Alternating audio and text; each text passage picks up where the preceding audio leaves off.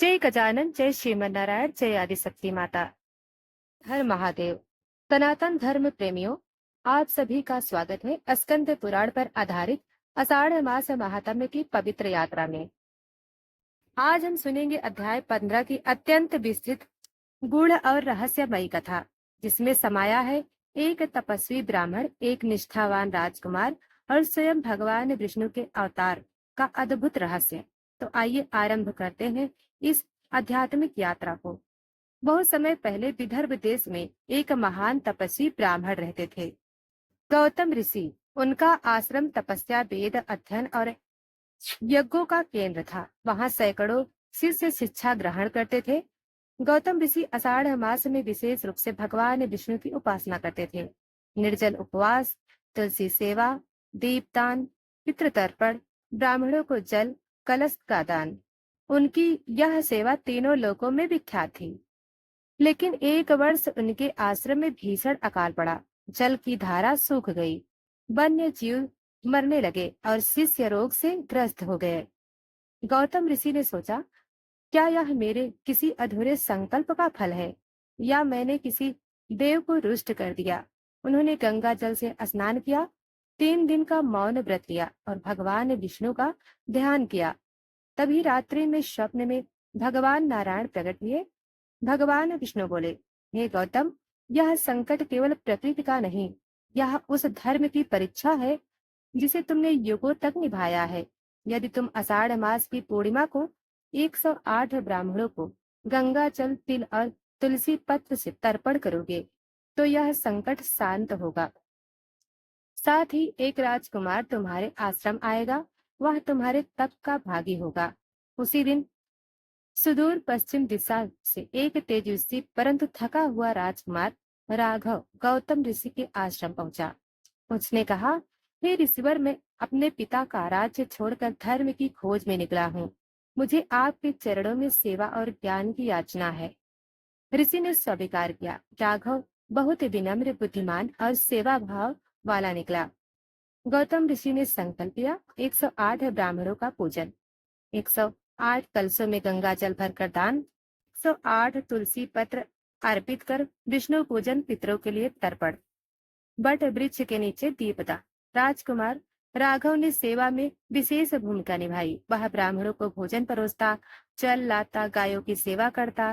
पूर्णिमा के दिन जब तर्पण आरंभ हुआ, तब आकाश से पुष्प वृष्टि होने लगी। मंद वायु चली और अचानक एक प्रकाशमय शरीर आकाश से उतरा। संपूर्ण शिव ब्रह्मांड और शिष्य हाथ जोड़कर खड़े हो गए। भगवान विष्णु बोले, हे गौतम, तुम्हारी सेवा, संयम और व्रत ने संपूर्ण लोगों को पवित्र किया है। यह राजकुमार राघव वास्तव में मेरे ही अंश का अवतार है। इसे तुमने धर्म की शिक्षा देकर आगे का कार्य सौंपा है। यह स्वयं धर्म की पुनः स्थापना करेगा। गौतम ऋषि आश्चर्यचकित रह गए। भगवान विष्णु ने राघव को वरदान दिया, तेरे नाम से राघव धाम की स्थापना होगी। तेरे कुल में केवल धर्म, न्याय और भक्ति का वास होगा। भगवान बोले, हे गौतम, जो मनुष्य आषाढ़ मास में गंगा स्नान करता है, तर्पण करता है, दीप दान करता है और विष्णु सहस्त्र नाम का जप करता है, उसे 3 जन्मों तक का पुण्य प्राप्त होता है। उसके पितर संतुष्ट होते हैं। उसके कुल में अनर्थ, दरिद्रता, वंश विनाश और रोग नहीं रह होते। गौतम ऋषि ने राघव को आशीर्वाद देकर विदा किया। उन्होंने आषाढ़ पूर्णिमा को विशेष पर्व घोषित किया। सभी शिष्यों को आदेश दिया गया, हर वर्ष इस दिन आषाढ़ मास का व्रत पूजन अवश्य करो। यही धर्म का मार्ग और मोक्ष का द्वार है। राघव राजकुमार राघव के नाम पर एक नगर बसा, राघवपुर, जो आज भी विख्यात है। प्रिय भक्तों, अब आइए श्रवण करते हैं एक और कथा, जो हमें सिखाती है कि जब मन में सेवा हो तो आषाढ़ मास का एक व्रत भी जन्मों के पापों से मुक्त कर सकता है। आइए आरंभ करें यह सत्य और दिव्य कथा। प्राचीन समय की बात है। काशी में एक साधु रहते थे। नाम था शिवेश्वर। वह अपने तप और विद्या के लिए प्रसिद्ध थे, लेकिन उनमें अहंकार का भाव आ गया था। एक बार उन्होंने एक वृद्ध साधु को अपमानित किया। उस वृद्ध ने कहा, हे शिवेश्वर, तुम्हारे तप का मूल्य तब तक नहीं जब तक उसमें करुणा और सेवा ना हो। मैं तुम्हें श्राप देता हूँ कि तुम अगले जन्म में मूक, गूंगे और निर्धन होंगे। जब तक तुम आषाढ़ मास में निष्काम सेवा नहीं करोगे। श्राप के प्रभाव से शिवेश्वर की मृत्यु हुई और अगले जन्म में एक निर्धन मूक बालक के रूप में जन्मे। इस जन्म में उनका नाम धवल था। उसके माता पिता का देहांत बचपन में ही हो गया था। वह श्रवण और बोलने में असमर्थ था, पर ईश्वर से गहरा प्रेम और सेवा भावना रखता था। गांव के मंदिर में वह सफाई करता, तुलसी को जल देता और हर आने जाने वाले को अर्पण करता। कई लोग उसका मजाक उड़ाते, पर वह चुपचाप सेवा में लीन रहता।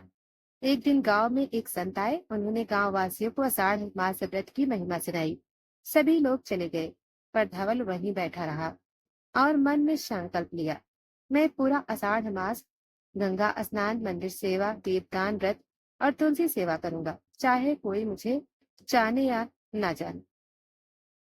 चाहे आषाढ़ पूर्णिमा की रात्रि में मंदिर में अचानक एक वृद्ध व्यक्ति आया। वह भूखा, प्यासा, थका हुआ और कांपता हुआ था।